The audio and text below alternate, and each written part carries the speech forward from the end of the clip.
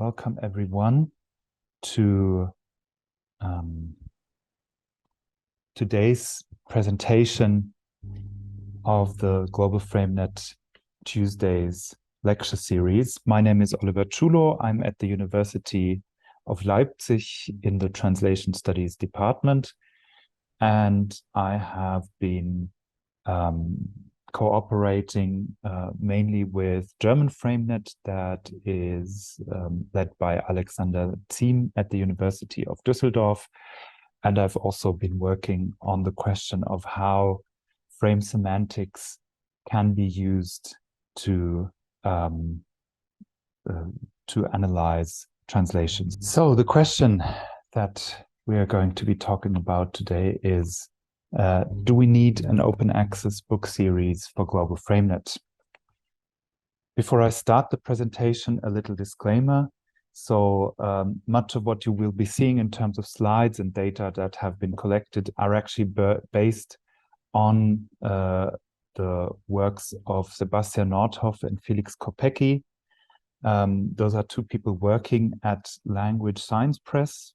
Language Science Press is an open access book publisher in the field of linguistics and is, so to speak, the address that we could go to, that we could take such a book series to. I'm also going to introduce Language Science Press in parts, a publisher who's a co-press director. By the way, I'm one of the two press directors of Language Science Press. So, of course, I am a bit biased when it comes to where we should go, but that's also a matter that we could, address after the presentation. I'll try a quick problem statement. So the idea of Global FrameNet is to, at minimum, connect the various FrameNets around the world for extended mutual exchange on their diverse activities. So, for instance, to organize or to sort of kick off the organization of workshops, for instance, at conferences, which would, kinds of exchange that would go beyond the individual links that already exist between certain FrameNet groups. So just recently I visited the colleagues at Berkeley FrameNet. We currently have a guest from Brazilian FrameNet here, Marcelo Viridiano, who is with us today as well. But, Global FrameNet seeks to enhance exchange beyond those individual links that are there. And of course, for a field, it is good to have some sort of publication outlet. And so the question here is there a book series? So something for larger publications than a journal article, which documents these diverse activities of the various FrameNets around the world, which describes theoretical advances, which focuses on frame semantics, but at the same time does not leave out construction grammar. And that would be an additional plus, ideally, is open access. So before we turn to what publishing at Language Science Press would mean, let me just briefly recap why one might want to publish open access. I realize that nowadays it's not really something that people need to argue about or feel the need to argue about, but let's just briefly recap some of the advantages that this has. So key goals of the open access movement is to have content freely available to the readers, ideally, immediately, and forever. So in a way that it is ideally available, so to speak, the moment that it's being published, and not, I don't know, after some period of a year. So some publishers allow you to upload some version of your paper a year after it's been published. And forever, in the sense is that it is archived and accessible beyond the day. Another key goal is that the authors retain the copyright of what they're writing, enabling them to reuse the work or to make other arrangements. For instance, if the question comes up whether something, should be translated. And last but not least, a key goal is to avoid prohibitive costs of publication. That's a point that I will address in the coming slides. So I'll also just briefly go over the different types of open access that we have, just to get clear on where this endeavor would be headed. So we're usually talking about green open access, gold open access, diamond open access. I realize that there are some other more fine-grained distinctions, but for the time being, let us just stick to these three prototypical, so to speak, types of open access. So when we speak of green open access, we speak of self-archiving work. So this is business as usual, so to speak, going on, but authors are allowed to self-archive their work. So there is either an embargo period, often a year after publication. So some publisher says, okay, we are going to publish this, but once 12 months have passed from the day of publication, you can upload your paper to some sort of archive, for instance, the archive of the publications of your university library, where all the people working at that university could upload stuff that they have published. Sometimes there's also the possibility to have a version of the manuscript that has not been too heavily edited,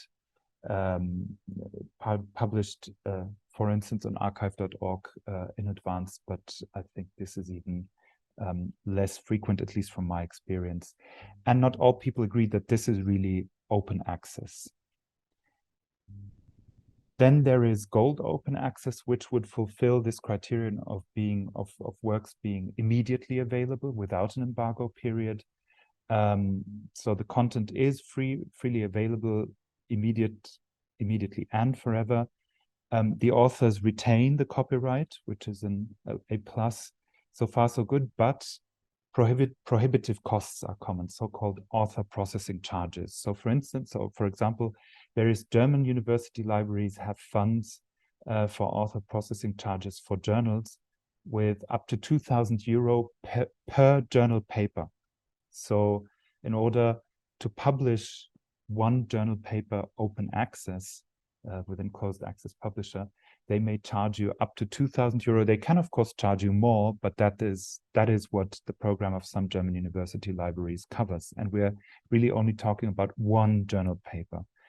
Some book publishers take up to 10,000 euro as an author processing charge for a single open access volume, for one single book volume. And this is a lot of money considering the services offered, because we are the ones writing, correcting, not proofreading, but reviewing the papers. So, you may wonder what is the service that you actually get for those 10,000 euros. And last but not least, there is sort of what we would aspire to have diamond open access for, ideally everything that is, at least for things that are funded through public money. So content is freely available to readers immediately and forever. The authors retain the copyright, and there are no submission or processing costs for authors. Well, how can this be achieved? Somebody has to pay someone, right? Unless you want to talk about some sort of, what is sometimes referenced to as gray literature. So you just, produce a document, upload it to some web page, but maybe there's been no quality control, both in terms of content and form whatsoever. Might be the case, but this is not what the idea of diamond open access is. So one model that has been implemented to fund diamond open access is a so-called consortial model, so that the costs of open access publishing, including, of course, things as for instance, also marketing stuff, at least to a degree. Of course, we're not talking about huge marketing budgets, but a little bit of energy needs to be put in here and there. to make known that certain things are published. And the idea is that in a consortial model, that the costs are covered by third parties that have an interest in things being available open access, such as consortia of academic institutions. So here, with a specific reference to Language Science Press and to how that works for Language Science Press, there are other consortial models around.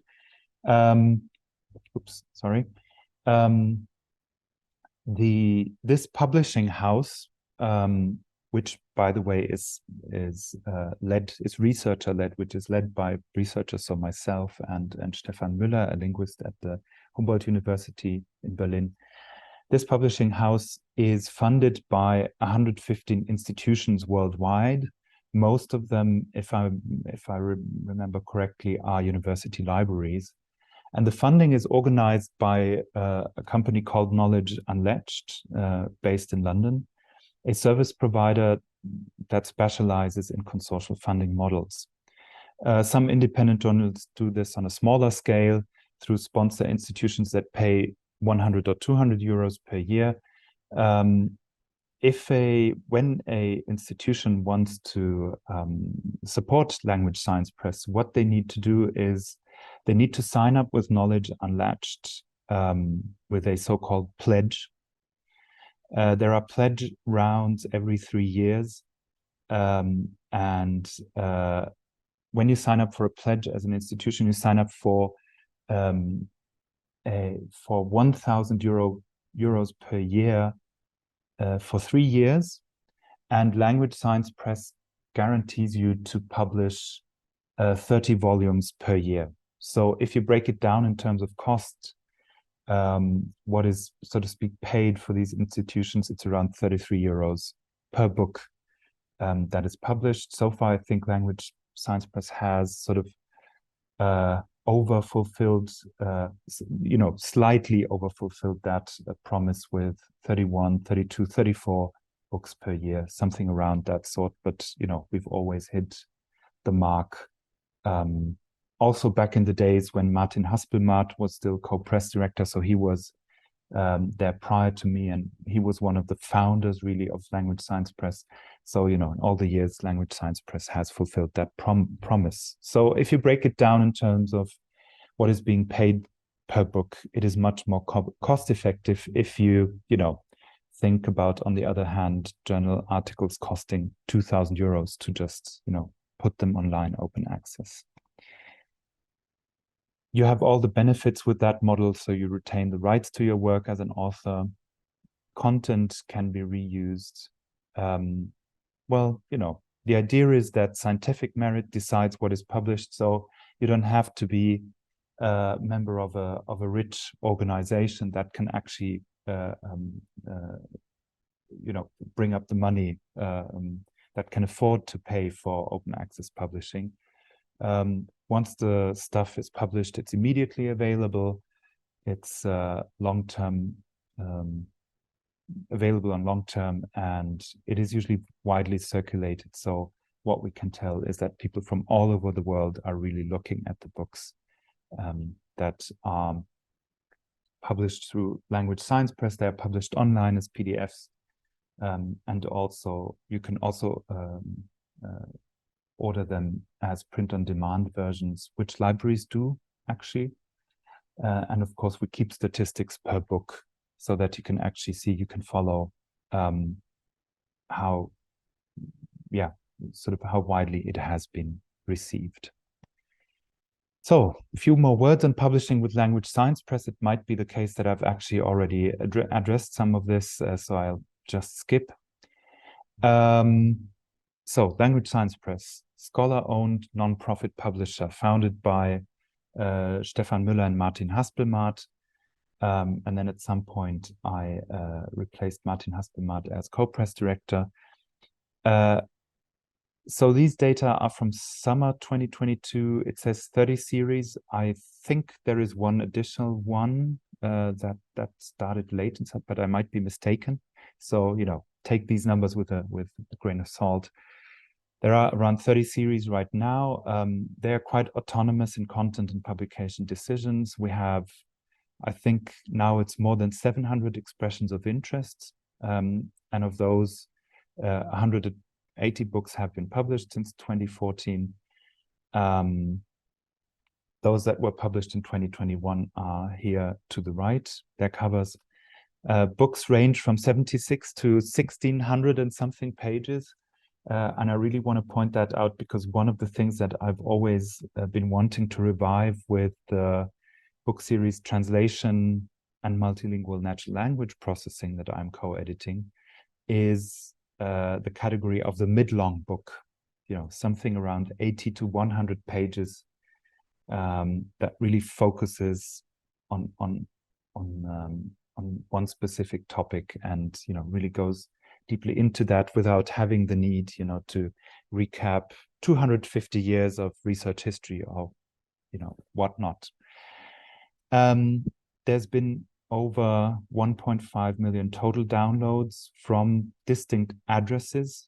So if you used one on the same computer with the one on the same IP address to download one title multiple times, that would count as one download. And for the most successful title, we've had over 75,000 downloads. And books usually move past the 1,000 downloads spot, usually within a couple of months or a year. And downloads are really coming from all over the world.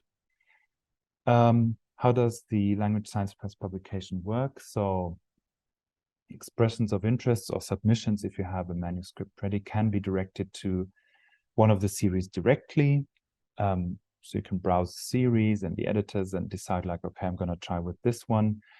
If you're not quite certain, and I've had cases of that type already, you can address the Language Science Press office or the press directors and, say like, okay, I think this might fit with you, but I'm not entirely certain where I should put it. And if you have a proposal for a new series or something that we're discussing today, that would be directed to the advisory board. Now, lucky for us, if we decided to do something like that, I can take it there very easily. Peer review, and I think that's a very important point. Peer review is performed on the series editor's terms. And I think that's a very, very important thing in general about Language Science Press. It is scholar-led, and we know that we have book series from diverse communities, right? Some of them are huge, some of them are very small, quite informal. We know that these communities have different needs, so we do not impose to specific processes or policies on the book series. So actually there's also, if we manage one meeting per year of all the of series editors where we discuss policies that should or should not be implemented by some, many, or all book series. So also the way that we work with people who submit something or who express their interest is very much adapted to that specific case. So we might deal differently with some, I think young researcher is not a good term, first stage researcher. And we might, go about that differently because there may sometimes be the need. We've had these cases where you need a second and third look because you don't want that person to publish something where you feel, okay, this might actually hurt you if you don't, go over this again, think about it again, reconsider. So all in all, what I want to say is the idea is that in Language Science Press, it is really the researchers who, lead on these things. Proofreading, reviewing, of course, but also proofreading is done by the community. I'll skip this one. So actually, it's the whole process that is really community driven. And I want to point this one out because it is actually quite amazing. So you might think, oh, well, yeah, I get that people will express interest or submit something, do the reviewing because they're kind of used to, but proofreading by the community, you won't find anyone. You'd be amazed. I'm amazed.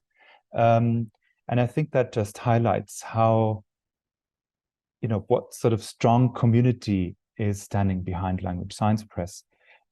So books, there is a proofreading. So once you have, you submit a manuscript, you get a review back, you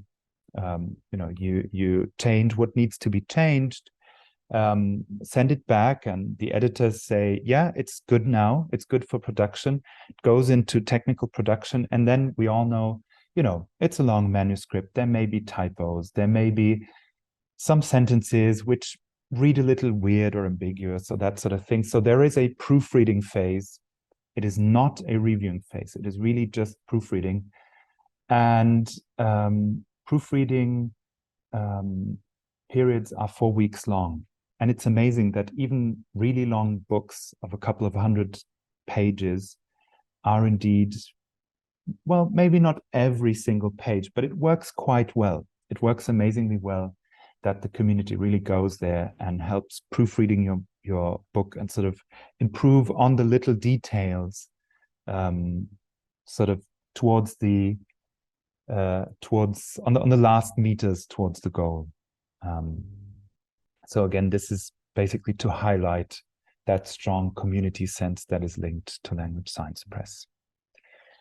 Okay, so after a lot of propaganda in the best sense, now the question about Global FrameNet and a book series at Language Science Press, if we wanted that, of course, right? That's the question that is lingering above it all. And I'm not saying that we want it, just proposing here. So the requirements, if we wanted to, found such a book series on behalf of Language Science Press, would be that we would need to file, somebody would need to file a series concept with a proposal for 3 upcoming volumes. That doesn't mean that, so there is a form with a handful of questions, which community does it address, what's sort of the topic that series is supposed to be about, and then that concept should sketch out the idea for 3 upcoming volumes. Doesn't mean those should be ready volumes or, manuscripts would have to be there. All that I'll say we in that sense as Language Science Press sort of leading team would want to see is that, yeah, this is going somewhere, right? That's not just some idea out there. We've got the impression that, there is something behind it. Of course, an editorial team is necessary to edit and guide the book series. There are some desiderata. So while there are no, fixed numbers imposed on series, it is desirable that a book series publishes minimum 1 book per year. And there is another desideratum. So, and that's not a requirement, but it would be, from within the Global FrameNet community, if there were a way to find an institution that is not yet part of the group that pledges to support Language Science Press, then, that would be a plus. And this is the last content slide, a few words on the editorial team, because I guess that is, that would be a challenge. There are 2 structures for editorial teams that can be found right now at Language Science Press, which is not to say that those are the only ones possible, but just to give you an idea. So there are editorial team structures. There is one, the classical one, so you have 3 to 5 editors. Optionally, 1 of them or 2 of them are editors-in-chief.